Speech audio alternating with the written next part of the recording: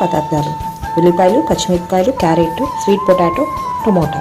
కొర్రలు నానబెట్టుకున్నాను. కొంచెం చుక్క నెయ్యి, కొబ్బరి నూనె వేసుకొని వేడి చేసుకోవాలి. కొంచెం మసాలా దినుసుల తర్వాత ఉల్లిపాయలు వేసుకోవాలి. బాగా ఫ్రై చేసుకోవాలి. కొంచెం పుదీనా వేసుకుందాం.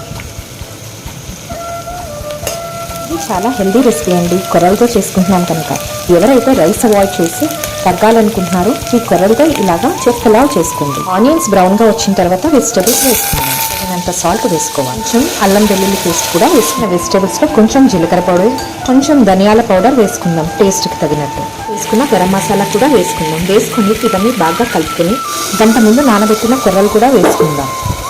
వేసుకొని అన్నీ కలిపి కుక్కర్లో 3 విజిల్స్ వచ్చే వరకు ప్రెషర్లో పెట్టుకుందాం. కొంచెం నిమ్మరసం వేసుకొని కుక్కర్ విజిల్ పెట్టుకుందాం. 3 విజిల్స్ వచ్చే వరకు కుక్కర్ వేడి వేడి కొర్రల పులావ్ రెడీ అండి.